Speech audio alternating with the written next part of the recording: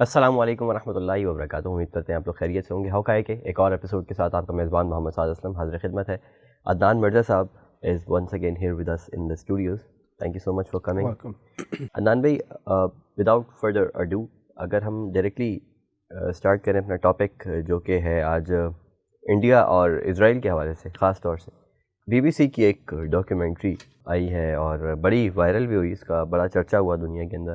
اور back in 1947 جو کچھ ہوا, اور اس وقت مودی کا جو اس وقت پرائم منسٹر ہیں انڈیا کے, ان کا ایک بہت بڑا کردار رہا تھا اس معاملے میں کہ مسلمانوں کی جو نسل کشی کہہ سکتے ہیں اس کو, اس کے اندر, اور پھر گجرات کے اندر جو کچھ ہوا وہ سارے معاملات, اس کے اندر مودی کا بہت اثر رہا, ان کا بہت ہاتھ رہا.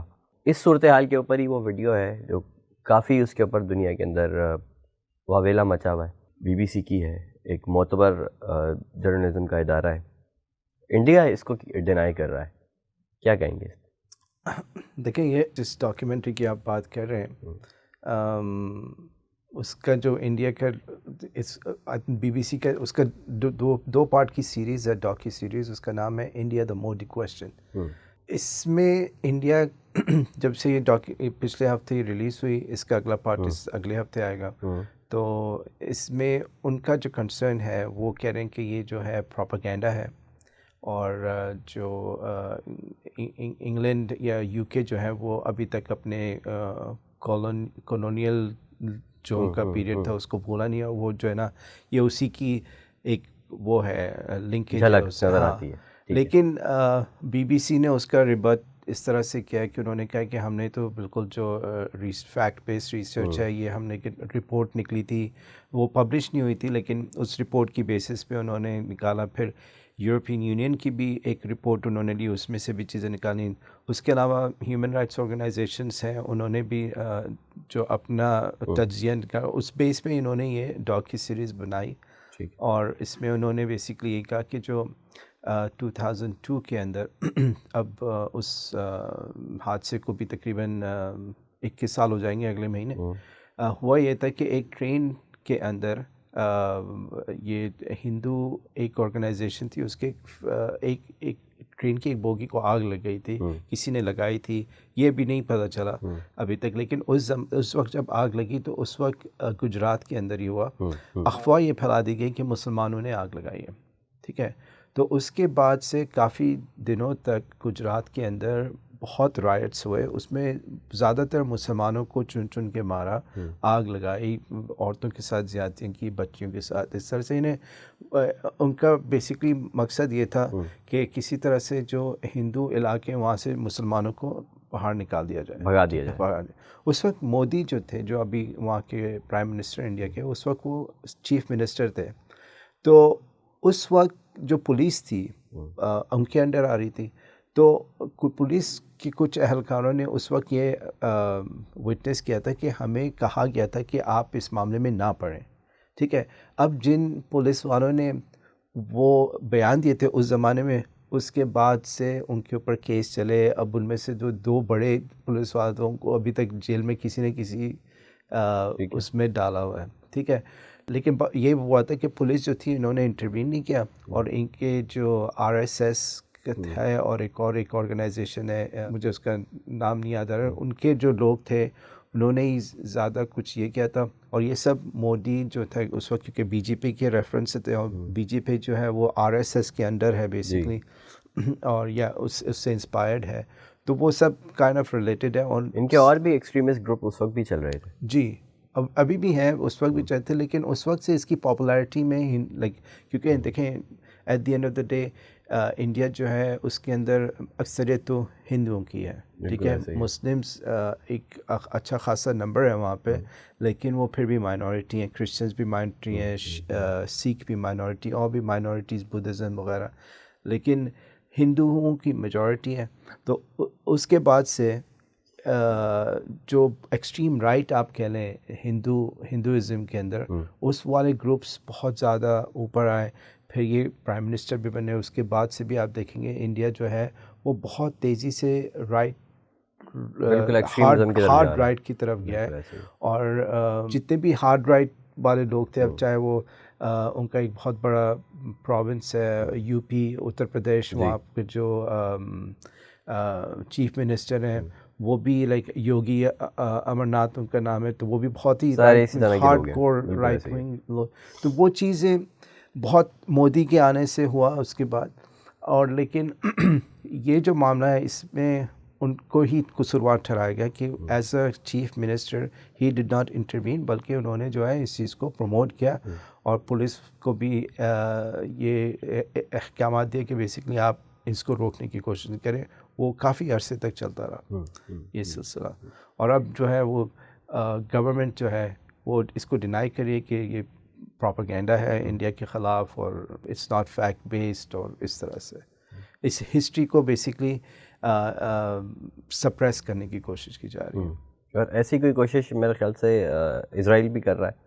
ہاں اسرائیل ڈاکیومنٹریز کے حوالے سے. جی اسرائیل کے اندر بھی ابھی ویری ریسنٹلی 2 ڈاکیومنٹریز نکلی, اور یہ ڈاکیومنٹریز جو تھیں وہ بیسکلی اسٹیٹ جو اسرائیلی گورنمنٹ ہے انہوں نے گرانٹس, ان کے پاس گرانٹس ہیں ہوتی ہیں, تو انہوں نے گرانٹس لے کے ڈاکیومنٹریز بنائی.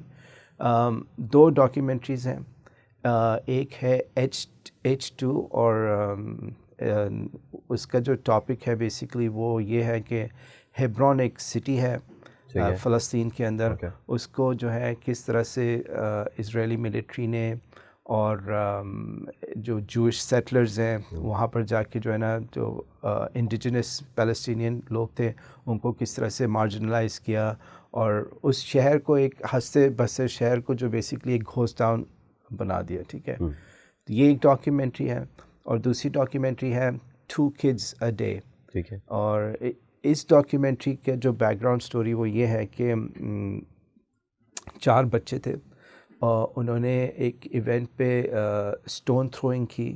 فلسطینی بچے تھے, یہ لوگ ریفیوجی کیمپ میں رہتے تھے, اور اسرائیلی ملٹری کے اوپر اسٹون تھروئنگ کی تو ان کو اٹھا لیا گیا اور ان کو 4 سال تک رکھا. بچے تھے, ٹھیک ہے. اور پھر یہ بھی ڈاکیومنٹڈ ویل ڈاکیومنٹڈ کیس ہے.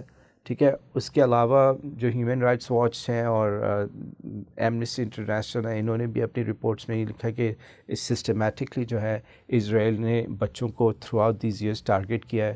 اور جو بھی بچے بیسکلی فرسٹریٹڈ ہو کے اگر آرمی کچھ کرتی ہے تو وہ اس میں شریک ہو جاتے, تو بچوں کو ہی ٹارگیٹ کر کے لے جاتے ہیں, سالوں تک رکھتے ہیں اور ان کے ساتھ ٹارچر بھی کرتے ہیں.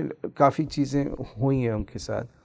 تو یہ 2 ڈاکیومنٹریز ہیں. اچھا, تو ابھی جو ریسنٹلی الیکشنز ہوئے ہیں اسرائیل کے اندر, تو ایک بہت ہی ہارڈ رائٹ کوalition کے بیس پہ بنجامن نیتن یاہو واپس پاور میں آئے. تو یہ جو ہارڈ لائن ان کا کلچرل منسٹر ہے مکی زوہار نام ہے اس کا, اس نے کہا کہ بیسکلی اب جو ہیں ہم ایسی کوئی ڈاکیومنٹری کو گرانٹ نہیں دیں گے, فنڈ نہیں دیں گے جو کہ اینیمی کا نیریٹو آگے لے کے آتے ہیں. حالانکہ انہوں نے فیکٹس کو بیسکلی ڈینائی نہیں کیا, لیکن فریڈم آف ایکسپریشن کا جنازہ نکال دیا. ہاں بیسکلی وہ یہ کہنا چاہ رہے ہیں کہ ہم ایسی کسی کو جس سے جو ہے نا ہماری ملٹری کو یا ہماری اسرائیل کی جو کریڈیبلٹی ہے, جو بھی ان کا نیریٹو ہے اس کو جو ہے نا نقصان پہنچے. اور یعنی کسی نے ابھی تک میں نے نہیں دیکھا کہ کسی نے ان ڈاکیومنٹریز کے اندر کوئی وہ نکالو کہ اس میں کوئی فیکچولی کوئی چیز غلط ہے. وہ بیسکلی ہر جگہ جہاں پہ بھی وہ ان ڈاکیومنٹریز کو مارکیٹ کرتے تھے یا لکھی جاتی تھی, ڈسپلے کیا ہے, اسکرین کیا ہے, وہاں پر لوگوں کے اچھے ہی وہ آئیں کہ at least it's fact based, right, fact based ہے. لیکن جو گورنمنٹ ہے ہاں وہ کہہ رہے ہیں کہ اب ان کو جن کو جو پیسے بھی ملے نا ہم ان سے لیں گے واپس پیسے. جی, یعنی جو ڈاکیومنٹری کے لیے ان کو پیسے گرانٹ جن کو الاٹ ہو گئے, کیونکہ یہ بنی ان پیسوں سے تھی جو اس گورنمنٹ کے آنے سے پہلے سے ان کو مل چکے تھے. تب وہ واپس دینا چاہ رہے ہیں اور دوسروں کو یہ میسج دینا چاہ رہے ہیں کہ اس طرح کی ہم چیزوں کو جو ہے نا آپ کو پیسے نہیں ملیں گے. کیونکہ آپ کو ہوتا ہے ڈاکیومنٹریز زیادہ تر جو ہوتے ہیں نا لوگ اتنی کمرشل تو نہیں ہوتی, تو آئی مین گلیمر اتنا نہیں ہوتا, تو لوگوں کا انٹرسٹ کم ہوتا ہے. لیکن ایک نیریٹو بلڈ کرنے میں ڈاکیومنٹریز بہت important, it's a powerful tool, اور تھرو آؤٹ دا ایجز اس کا فائدہ ہوتا ہے. لیکن جو انویسٹمنٹ اس کے اندر جاتی ہے وہ آپ کو ایک دم سے نہیں ملتی کیونکہ کمرشل انٹرسٹ نہیں ہوتے بالکل ایسے ہی تو اس لیے ایسی چیزیں گرانٹ سے ملتی ہیں, گرانٹ سپورٹ سے ہاں. بالکل ایسے ہی ہے. تو اب وہ ایک بند کرتے ہیں اس چیز کو, تو اس سے یہی فرق ہوگا کہ آپ کو جو دوسرے لوگ ہیں جو اسرائیل میں نہیں رہتے یا آنے والی جنریشن سے ان کو پتہ ہی نہیں چلے گا کہ کیا ہوا, کس طرح سے جو ہے نا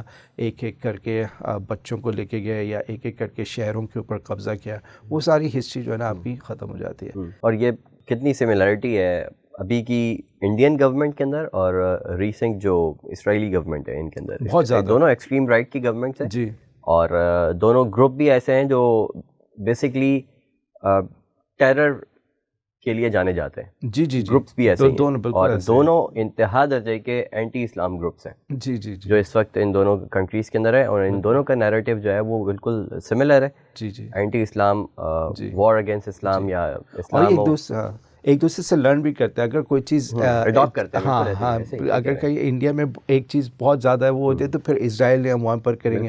اگر اسرائیل پہلے کرے تو انڈیا, یہ کشمیر میں ساری صورتحال کرتے ہیں, وہ فلسطین میں کرتے ہیں. بالکل ایسے یہ ان کا جو ہے وہ اسی طرح سے سالوں سے چل رہا ہے. لیکن یہاں پر حیرانگی کی بات یہ ہے کہ یہ فریڈم آف ایکسپریشن کی باتیں کرنے والے لوگ, یہ پاکستان کے اندر بھی ان کی لابیز چل رہی ہیں اور ان کی فنڈ سے کچھ لوگ بھی کام کر رہے ہیں یہاں پر. اب یہ ہماری معذرت کے ساتھ اگر کسی کے جذبات یہاں پر ہرٹ ہو جائیں, لیکن ہم سچ بولنے کے لیے یہاں بیٹھے ہوئے ہیں اور سچ کی بات ہم کرتے رہیں گے. تو ہماری جو آنٹیاں ہیں سو کالڈ لبرلز, جو پاکستان کے اندر بھی فلی فنڈڈ ہیں, یو ایس سے بھی اور اسرائیل سے بھی اور اس طرح انڈیا وغیرہ سے بھی, وہ بھی فریڈم آف ایکسپریشن کی باتیں کرتے رہتے ہیں اور وہ کہتے ہیں کہ ہمیں جو ہے وہ کھل کر بات نہیں کرنے دی جاتی.